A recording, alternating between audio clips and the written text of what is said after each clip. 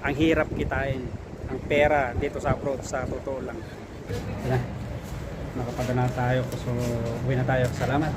Brother, how much the exchange rate? 206. Limit 3,000. 3,000. Again, 196. For 5,000. 5,000. Okay.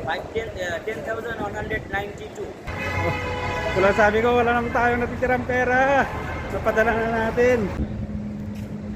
Isang magandang pagpalang araw sa inyong lahat. Ngayon ay November 27, 2024. Time check 5:05 in the afternoon na. Dumiretso tayo dito sa city kasi nakuha na natin yung sweldo. Kasi kailangan magpadala. Pagkakuha ng sweldo, ayun, ipapadala na natin. Nandito tayo sa may Kuwait City, padalahan. At itatanong natin yung palitan kasi talagang ganyang buhay. Pagkakuha ng sweldo, kailangan natin magpadala sa Pilipinas kasi may estudyante ako eh. Naghihintay na. Kailangan magbayad ng tuition fee, boarding house, at dito ako nagpapadala sa may Aman Exchange.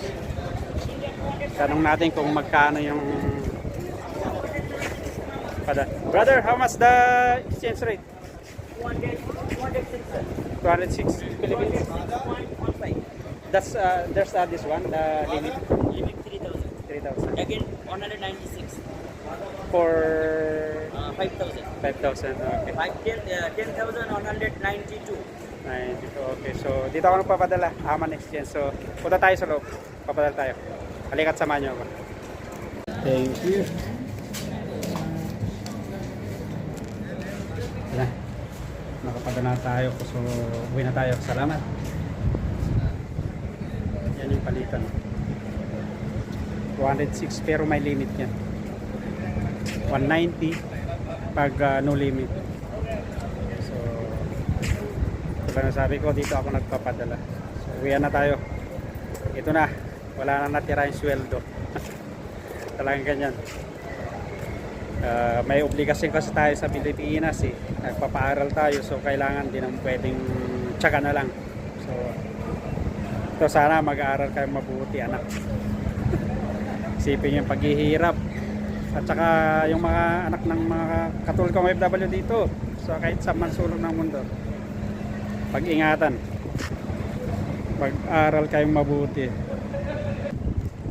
Kaya yung mga may tatay, nanay, mga magulang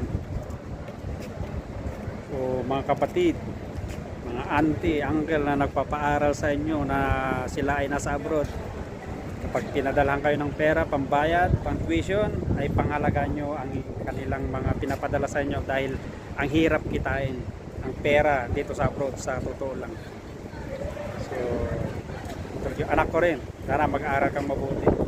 Kasi pagkakuha ng sweldo, pagpadala, wala nang matitira. Yan ang katotohanan ng isang OFW. Kaya mag-aral kayong mabuti. Pangalagaan nyo. Bigyan nyo ng halaga. Make it value. Yung mga pinapadala nilang pera sa inyo. Huwag kayong magpabulakbol. Kasi ang hirap talaga kumita ng pera dito sa abroad. Yan ang katotohanan. Let's go. Kakain muna tayo siguro bago tayo uwi. Halika't samahan nyo ako. Kakain sana ako kaso medyo masama yung panahon kasi umulan kanina umaga, parang ulan na kaya uwi na ako. So doon na lang ako sa may amin na bibili ng maulam. Doon tatawid tayo doon sa tulay. Tayo tayo sa kabila kasi doon tayo sasakay. So let's go. Baka umulan kasi medyo masama yung panahon, lakas yung hangin. Kaya baka mapunta tayo ng ulan. Saka next time na lang dito pa rin tayo sa sa may city. So medyo malakas yung hangin. At parang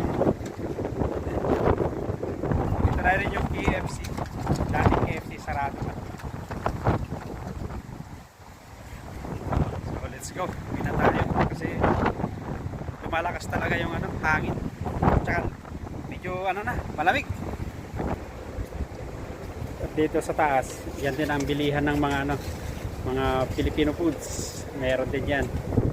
Kaso next time na tayo bibili kasi mukhang masama yung panahon, baka biglang ulan, mabutan pa tayo.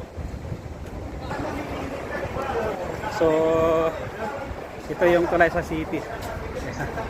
Hindi kasi nung masyadong maraming tao kasi ano ngayon eh,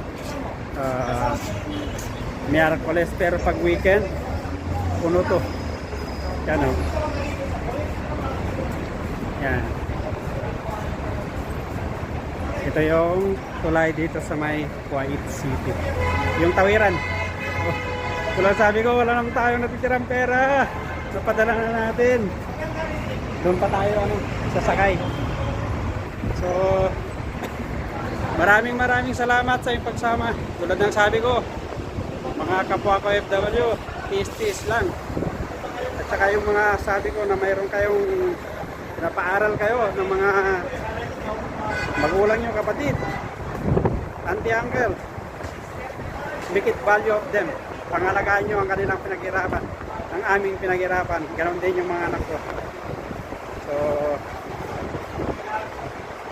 maraming ulit sa iyong pagsama. Medyo mahangin na talaga. Ito na tapusin ang aking isang cycle na aking buhay sa Taiwan. Trabaho, padala. Maraming salamat. Kapag nice and great day to all of you. Kita-kits sa mga susunod kong videos.